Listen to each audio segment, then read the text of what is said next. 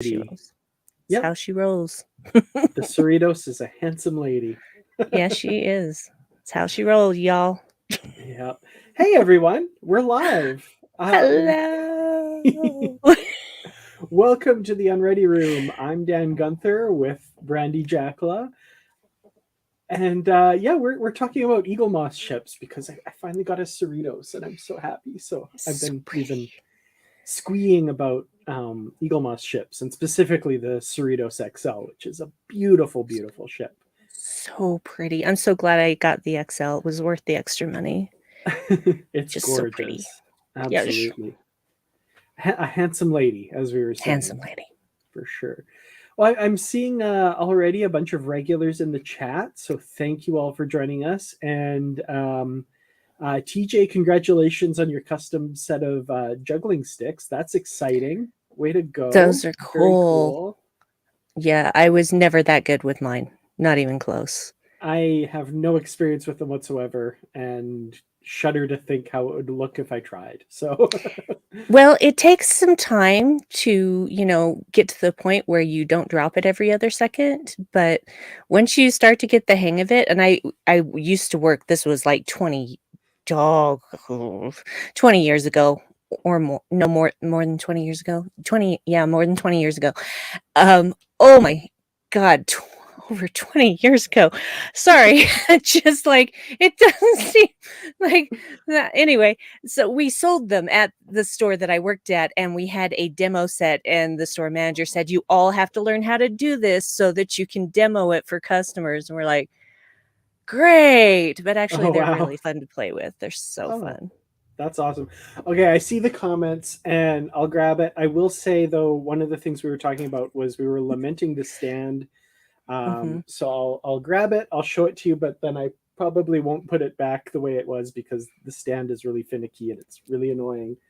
Yeah. So it, It is not a proper stand for this size of a ship. yeah, it falls off kind of easily. So Yeah. can I do this? Yeah, there we go. Okay. So yeah, here's the Cerritos, and yeah, I'm loving it. It's She's beautiful. gorgeous, really Love cool. her. Oh, I love the colors and stuff and the details. And does it now? I'm wondering if it might be a little front heavy. Eh, okay, okay, I can stick it there oh, like that. that's Uh, because she's a handsome lady. yeah, the stand is really like spindly and doesn't. It's got these little like grippy bits here, but it It doesn't doesn't work really. right. Yeah. Yeah. What it should be is it shouldn't have been like a V. It should have been like just a straight up, Hmm. just hold that like other freaking stands. I don't know why they made this stand the way they did. It's not good. Yeah, some of their stands are great, but some of them are really, ugh, Yeah. yeah. You have to kind of, if you breathe near it, it falls. So, And if you break one, you cannot replace it. They do not sell replacements. yeah, That is um, a problem. yeah. DJ Kitty Cat. No, it comes pre. It's all its own thing. I really like building and painting models. But I haven't done that in a while. I haven't had time. So yeah, Eagle Moss giving me the lazy route here. I appreciate it. So Yes. Yes. yeah. Uh, yeah, I had the same thought of like Rutherford and Tendy running around with the model and ejecting the warp core to blow open hatch. Yeah, I love it.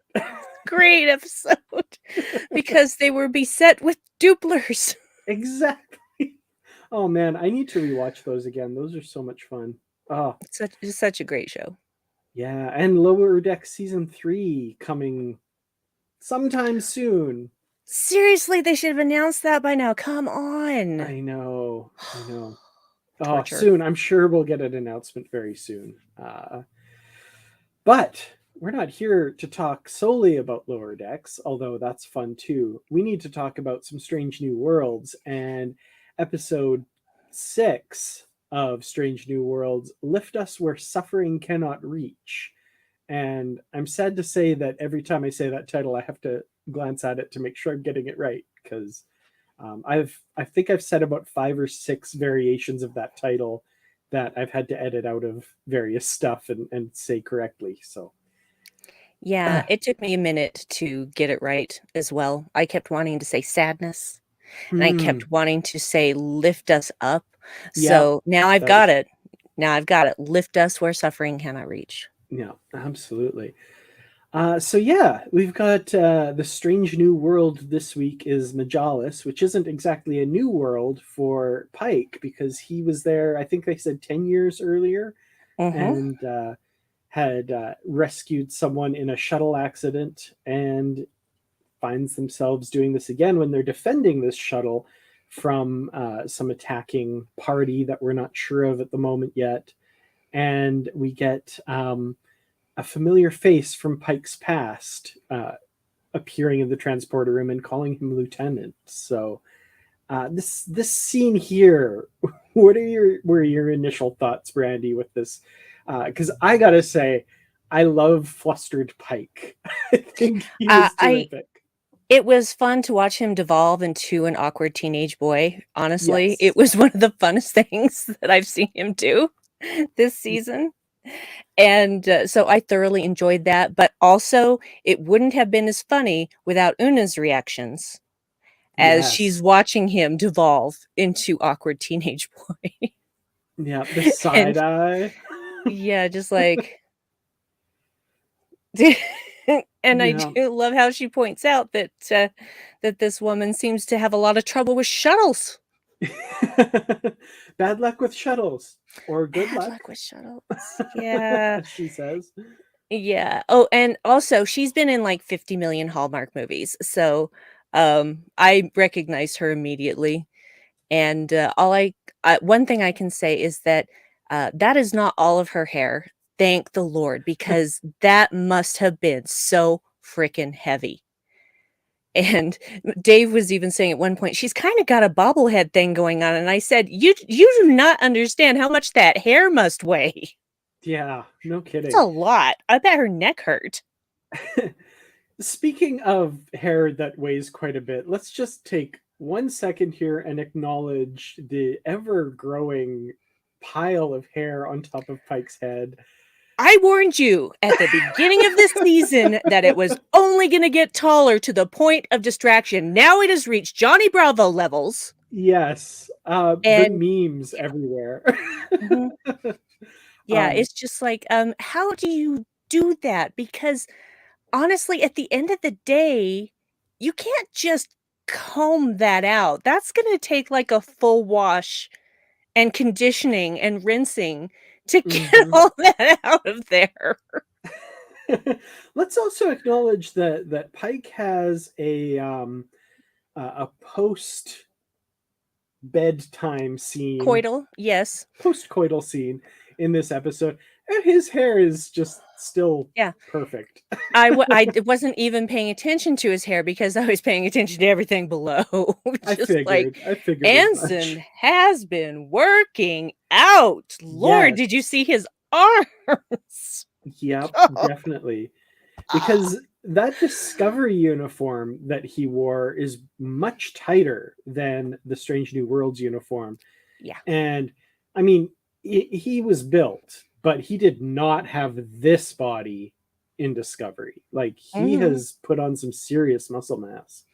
Mhm. Mhm. And I did not mind one bit. I can imagine not. Even though it actually grossed me out that he slept with her because from the moment she shows up, I'm like, "I do not trust you. I do not trust you." Hmm. And I want to say it's because I figured she was not on the level in some way, but it's very early on, you kinda start to feel that. But it was more because very often in Hallmark movies, she's playing the bitch. The schemer. I'm like, "Oh, Mm. Lindy Booth, I'm so sorry, I'm so sorry. I know you've played good guys. I know you have, I remember it. But you so Um, often do a bitch so well." well, it's funny because I'm actually not too familiar with the actor. I haven't seen her, that I recall anyway, in anything that I've watched. And very early on, I was still getting a very strong, like, Mhm. there's something hinky here Mhm. vibe. maybe not necessarily with her, but like something that she's party to that maybe she doesn't know about, but then very quickly you're like, okay, no, she's in on this too, whatever this is. And they did something really interesting, I think, with Pike's character this week because Mhm. of this connection that he has with her. There are red flags and warning signs, I think, fairly early on and throughout the episode that he is not seeing at all. He's Mhm. overlooking them completely because we can see on his face that starry eyed look when he's looking at her. He's kind of I don't want to say compromised. That's too high a level of what I mean, but he is definitely his judgment is very slightly impaired when it comes to her, and I feel like if that connection hadn't been there, he would have picked up on a lot of those things much earlier. And Mhm. it's really subtle, but I think that's really interesting how they wrote him here. Yeah, it is that because, I mean, skipping ahead when he's presented with evidence that she has lied about stuff, he's just like, "Oh, there's gotta be a rational explanation for this," and I'm like, "Does there? Does there really? What can you come up with in your, sex-soaked brain right now that is going to actually adequately explain why she would lie to you about this very big thing?" Hmm. Yeah. And I mean, really early on too, and she's like, oh, Chris, we handle our own things. You don't Mhm, need to investigate. And it's like, well, we have to. She's like, well, I have to come with you. And it's like, maybe like, I don't think that rises to the level of like j'accuse, but mhm, I think like somebody with their hackles raised a little bit should be like, I'm gonna explore this avenue a little bit because this doesn't seem like the reaction of someone who was just attacked and would probably welcome as much investigation into what this could possibly be. Uh, you know, mhm. Seems a little, like I said, hinky. Yeah, that whole scene was when I was just like, "Oh, she's lying about Hmm. a lot of things, and it has to do with that kid, and they're gonna do something terrible to that kid, and I wish I had been wrong." Did I freeze? Oh, was that me or you? I'm not I sure. don't know. I don't know. Could have been me. Cause see, when it freezes, I don't freeze for myself, so if I was the one who froze, then, yeah, I don't know, but in any case, it was, yeah, Okay. it's Well, it's upsetting. Yeah, she she does her job well. She does her job mhm. well because I don't think we're supposed to like her. Yes, absolutely. Yeah, I was actually really impressed with her acting and the Yes. actor in this episode. The character, not so impressed with, by design, Mm-mm. obviously. Yes, obviously. But we should definitely talk about the first servant because this Oh, kid, Ian Ho, oh is my god. terrific. He is He's so brilliant. good. Can you imagine if he decides to keep acting, he's going to just get better. Oh, Hmm. and he's so cute. He really is. Yeah. I loved the different aspects of the character we get introduced to. He's brilliant. He's, I'd say, very social. Like he really engages with the people that he talks to, and I loved him going toe to toe with Spock about subspace transmissions and stuff. And Spock is like, "I am very impressed with this young individual. Let me go talk to him." I We love get that. another almost Spock smile. Yes. It's just it's he's a genius when he does that because you can tell that Spock wants to smile, but he's Vulcan, so he Hmm. doesn't smile, but he's almost smile it's really hard to do that, and just, you know, Yeah. I thought it was really well done. Yeah, interesting as well. Kind of in retrospect, once you see everything that plays out, and then looking back on the episode, he he's never referred to by a name. They haven't given Mm-mm. him a name. He's the first servant, which in retrospect, you're like, what do you do with an I'm going to use some like comparisons here that aren't exact, but like Mm. for example, on a farm, feed animals and stuff, you tend not to name so that your kids don't get attached to them because you know what has to happen.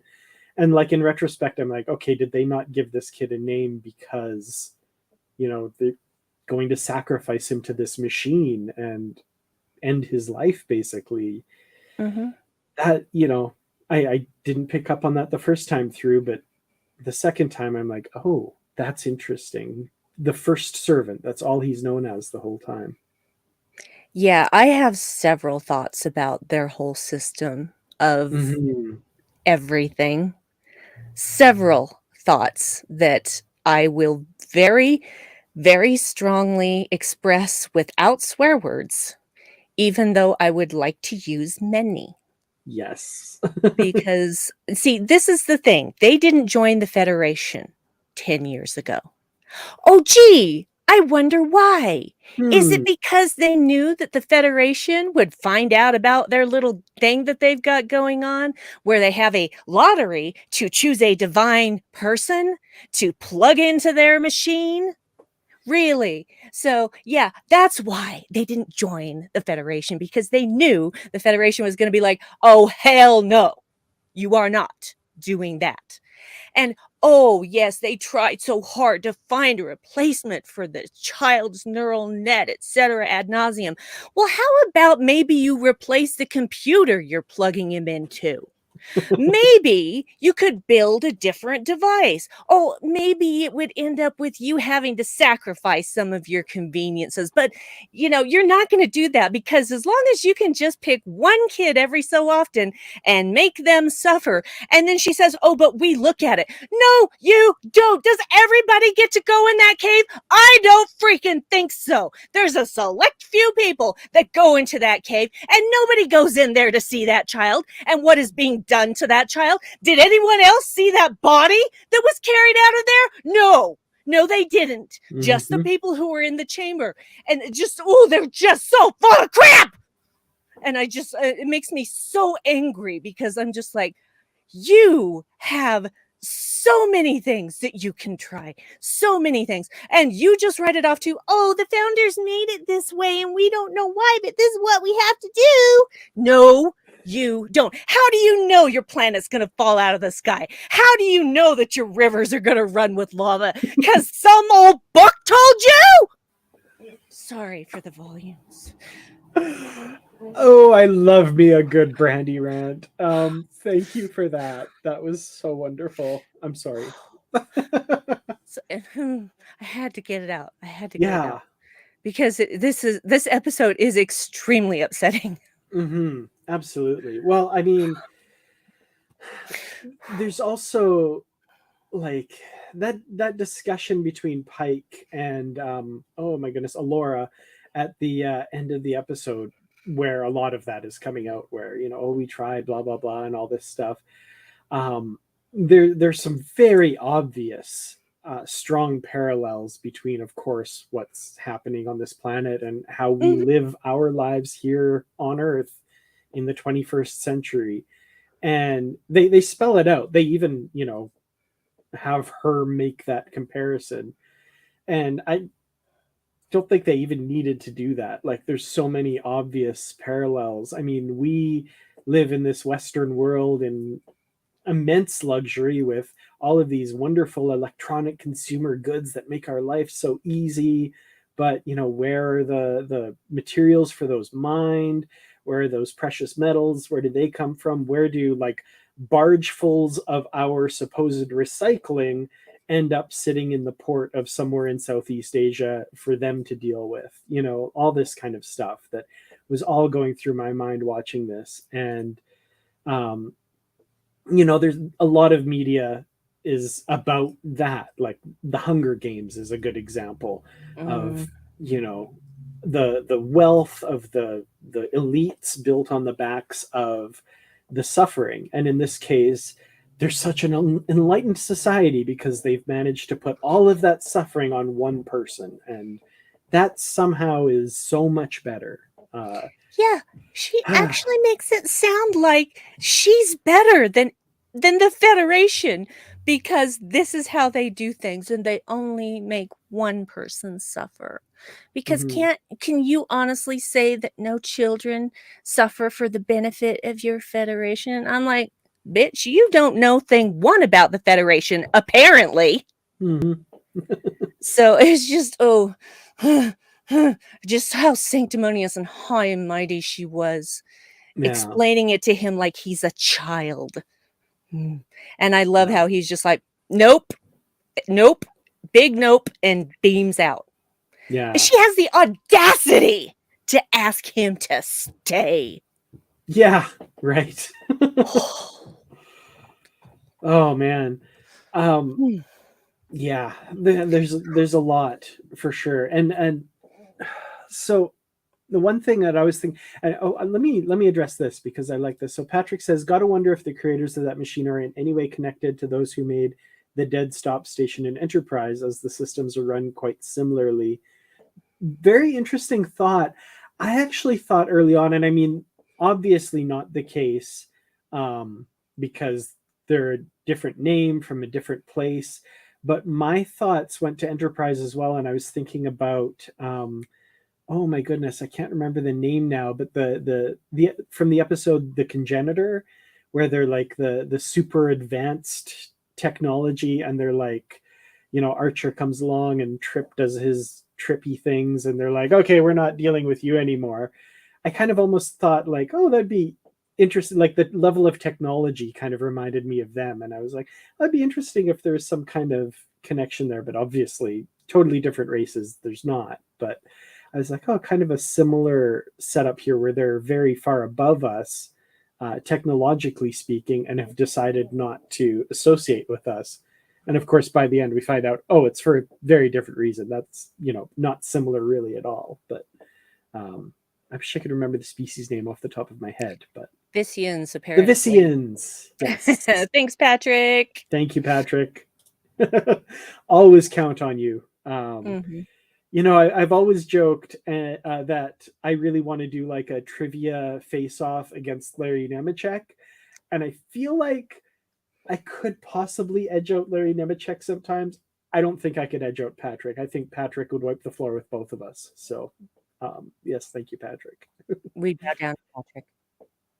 Yeah. And I've seen several people making this connection to the ones who walk away from Omelas. I'm not sure the pronunciation, by Ursula K. Le Guin, or if the similarities were a coincidence. It's a very good short story. I haven't read that one myself, but I've seen several people bringing it up, and I'd really like to check that out. But yeah, I've seen several people mentioning that connection. So sounds like something I'd be interested in reading. Well, it's Ursula Le Guin, of course. Absolutely. I mean, that's a no-brainer. Yeah, for sure.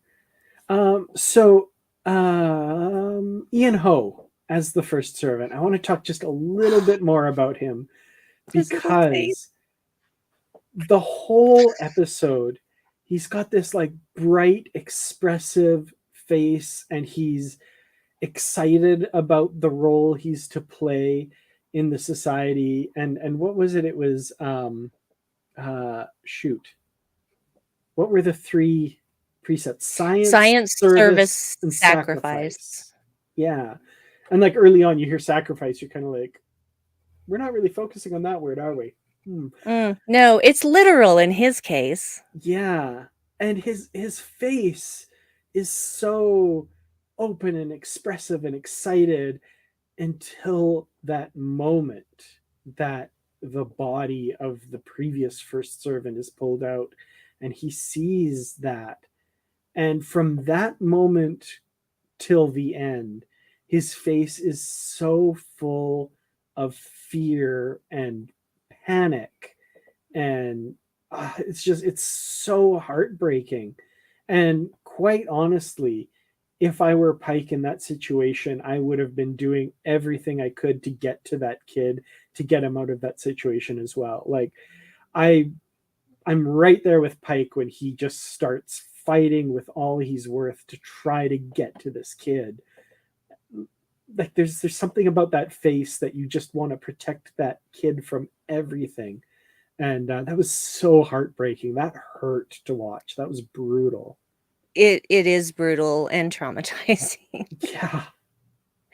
Yeah, and you know how Alora asks him if he's doing this of his own free will. He's a child, and you haven't even Yeah. fully prepared him for what he's going to do. Because if you did, it would scare him and he would run away. So you don't tell them everything, do you, till you get them in that chamber.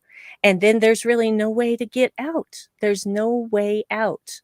You know, one child against a bunch of elite guards and Yeah. whatever Alora is, and yeah, so that's the saddest part, is that he knows he has no choice. His Hmm. choice has been removed because he said he was doing it of his own free will, but he didn't know what he was saying yes to. You can't No. ask a child to make that decision.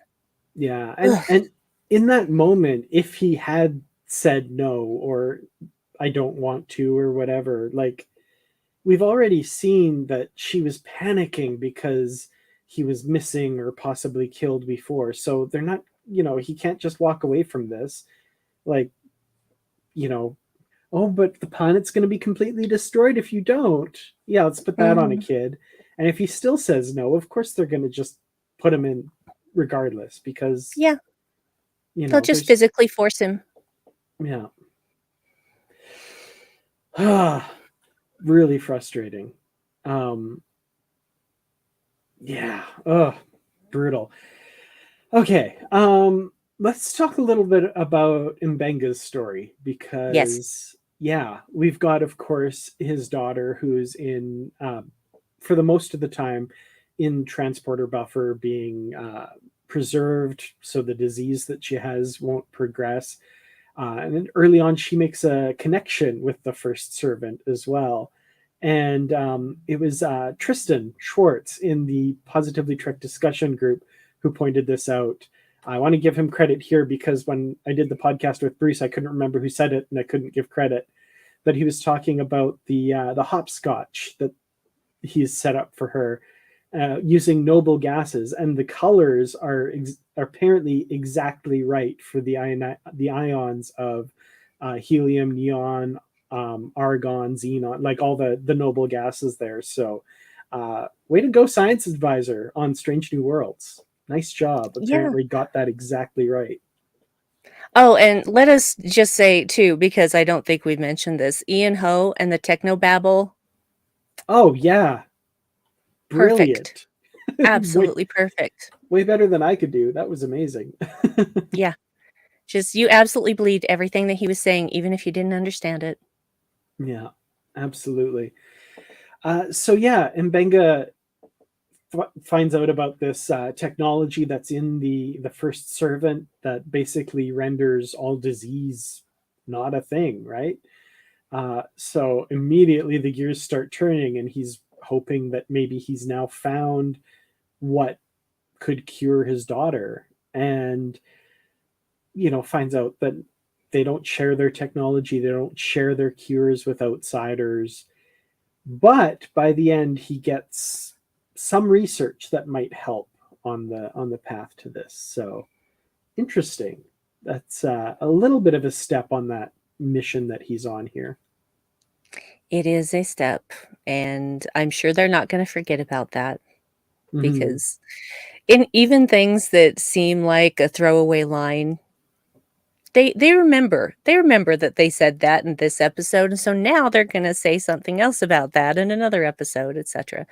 So, yeah, Yeah, um, it was a very cute scene between 2 very cute kids, and yeah. and I appreciated it, and how he was just like, "Uh, oh, I can't tell anyone about her, okay. This was my fault. I was looking for a midnight snack. Mm-hmm. That's what I was doing." Wink. Yeah. For So sure. cute. And Erin Harvey, thank you. Erin McDonald, I couldn't remember her name, the science advisor. Yeah, she's definitely probably responsible for the noble gas thing. So way to go. Awesome. Indeed. What else have we got? Oh yes. Okay. Uhura and La'an. So Uhura is doing her rotation with tactical and security, and we're getting La'an's rules of security, which are a lot of fun. We Pike's not going to tell Uhura about Rule 7, though. His lips are sealed about that. I'm loving this. The whole Uhura dynamic with La'an and La'an's reactions and her, like, when they come on the bridge and she's about to say rule number 2 and Ortegas pipes in and says it.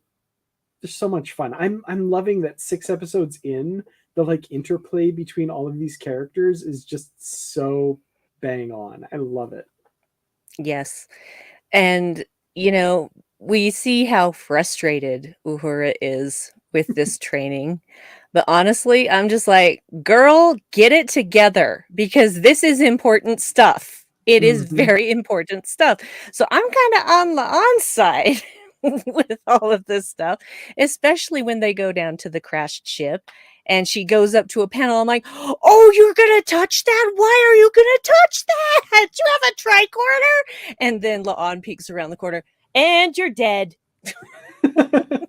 You failed this lesson of security. What was it? 3, 4? I can't remember. But I'm like, yeah, let your tricorder do the investigating.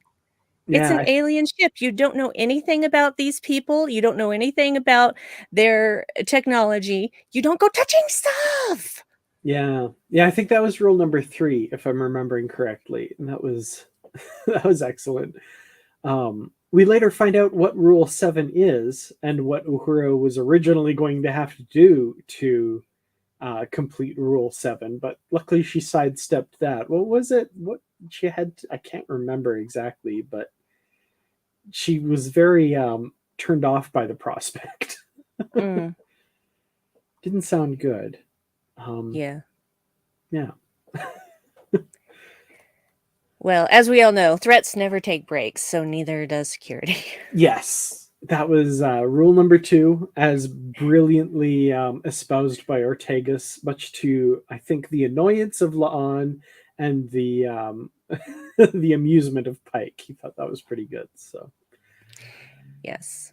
yeah. Yes. Oh yeah. Leave no stone unturned was rule 7, and it was something about Mugatu. Mugatos. Oh. Yeah. Oh. Was it Oh. Oh. Count Mugatu? Oh, what was it? Or Turnover Mugatu? Something. Yeah. Yeah. Didn't sound good. Yeah, there we go. John Guppy's got the correct um, colloquialism, I guess. Yep. Yeah. Gross. Didn't Yeah. sound pleasant. Yeah. I do like the moments that Uhura impresses La'an, though. That was kind of nice. Mm-hmm. And referencing what Aaron Harvey says here, the so you did the bare minimum, I was kind of immediately like, whoa. But then the way Uhura turned it around on her and then impressed La'an, I kind of liked that, where she went in with the assumption of, like, Mm-hmm. I need to be this domineering personality over her, and then, oh, never mind. Okay. I kind of liked that. I liked that back and forth there. Well, see, that's the thing about La'an is if you prove her wrong, she will admit it. You Mm-hmm. know, she's not going to act like she's not unfeeling. And especially when Uhura presents her with the information, she says, "Oh, yeah, the captain needs to see this." And Uhura says, "Oh, tell me what he says." And she says, "No, this is your work. You need to present this to the captain Mm-hmm. because she's tough but fair." Yeah, and I like that, just on the level of, not that I think anybody in Starfleet would do this on the regular, but there's so many supervisors and bosses that will take the work of a subordinate and present it to the higher ups as their Mhm. work. And I love that that's just like, no, no, you did this, you present it, you take credit for this as well. I really appreciated that. Yes. And we've seen shades of this with Lon before as well. I like Children of the Comet, where she says to Uhura, and it's pretty harsh, like, so you're going to get us all killed, or are you going to pull a genius rabbit out of your hat, or whatever she says. And towards the end of the episode, she's like, okay, we're going for the genius part. Okay, excellent. So she Hmm. gives credit where it's due. She's She still does. snippy and harsh, but she recognizes talent when she sees it. So Yes.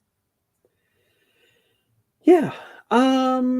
Is there anything we haven't touched on with this episode yet that we need to discuss? And that goes for folks in the comments as well. If there's Well, let's anything. talk a little bit about Prospect 7 and the lies that were told about that. Yeah, and because we haven't talked about his father very much yet No. either. And so yeah, there's Elder the Gamal? Was it Gamal? I think it was Gamal. Gamal, yeah. Yeah. So yeah, Prospect 7 is this colony, this alien colony, these people. We don't know why they attack us. That's weird. They just must want what we have. So Hmm. yeah, obviously not telling the whole truth there as they find out that, of course, they're a breakaway colony from them, and their attempts to kidnap or take this kid away are to save him, right, from the fate that awaits him. And I thought that was really interesting. The people of this world,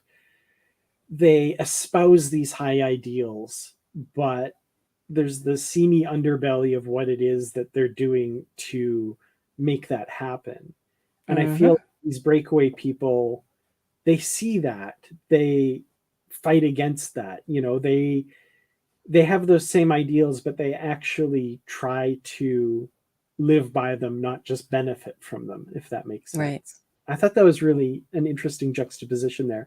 And then, especially through this character of Gamal, who, for the majority of the episode, we're supposed to think one thing about him, that he's kind of going along with all of this, but in fact, he's been working behind the scenes to get this kid away and stuff. And that's really interesting. And it really reframes a lot of what you see about him throughout the episode once you have that piece of information. Yeah, it's very interesting because when he's talking about the colony on Prospect 7, he was saying that how he, used to think the same way about them, that they were just rebels. And, it's unclear as to whether they left of their own free will or if the Magellans, Majalis, I think. Magellans. I can't separate it from Magellan. Mm-hmm. Magellans. If the Magellans forcibly ejected them to this planet, which has, it's an L class planet. Yeah. And so the conditions are very harsh and they're, this barely above subsistence. So yeah, it's either way. I mean, oh, apparently I am seeing from Nick that they are the ones who walked away. So they Oh, left. They okay. were not going to participate in that anymore. And that actually uh, makes me respect them even more. But he was saying, when he wanted help to keep his son from being, basically made to suffer for God knows how long. And these were the only people who were willing to help him. Mm-hmm. And so that's where he goes after this is all sadly over. Um, because they hold the same ideals. They're like, you should not put all the, I can't live on a planet where we're putting all the suffering on the back of one child who's chosen by lottery but divine. What? Again, makes no sense. And just a lot of this sounds like you know it's just stuff they've been told throughout the years and they just accept it without question because it's convenient. Mm-hmm. Yeah, there's no, it's easy, right? Like, it's like, oh, if we plug this kid in, we get all our greatest desires. So how much impetus is there to change that, right? Hmm. Everything's fine right now. Sounds kind of familiar too in a lot of different arenas. Uh-huh. Sure does. Yeah. Anyway, so yeah, this episode, I there's a lot of it that resonated with me that I really appreciated and that sort of thing. Oh, the reason I have my nickname too, we should mention George Kirk finally makes another brief appearance where he comes to give Uhura some advice. La'an is there though, and why don't you tell me yourself? And he says, I would, but I'm conflict averse. Bye. Oddly enough, might be my favorite George Kirk scene now. Yeah, I and love that. sadly, that's probably the reason that he winds up dead in Operation Annihilate. Yeah. Yeah. Because, everybody's conflict was raised to 11, and he was just like, conflict averse. Okay, I'm dead now.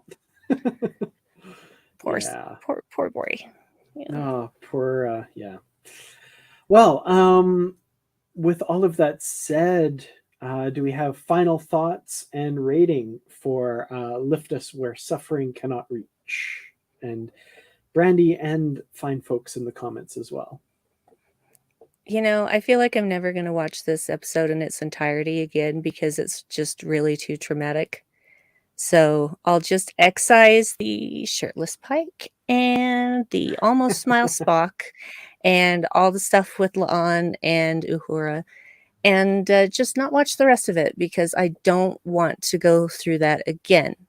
So I will give this one giant conflict averse. I like it. Yeah, I'm of mixed feelings with regards to this episode. I think it, like I said, had a lot of really important things to say. I think it was Mhm. uh, great Star Trek in that vein. Um, and when I say this next thing, understand I'm not saying it was a bad episode. It's my Yes. least favorite of the season so far, which is still great because that's a very high bar. Like all of these episodes have been excellent. This one just kind of didn't grab me as much as those episodes did. There's some great moments in it. I love that kid. I hope I see him in productions from now on. I think he's a wonderful actor. Um, but yeah, it was just not my favorite episode. Another Mm. great moment I have to say though is that shot of Pike at the end silently looking out the window with a glass of whiskey or something, I'm assuming. Um, Yeah. yeah, The I guilt. The guilt. yeah, the all of the mixed feelings that must be going through his head there. And the sense of betrayal and his failure to save the kid in his mind and all of that kind of together, brutal and subtle, great acting by everybody. So I'm going to give this one, I'm going to say I'm going to agree with David. I'm at about a 7 of 10, 7 out of 10. So I'm going to say 7 out of 10 misfired phaser shots by Uhura.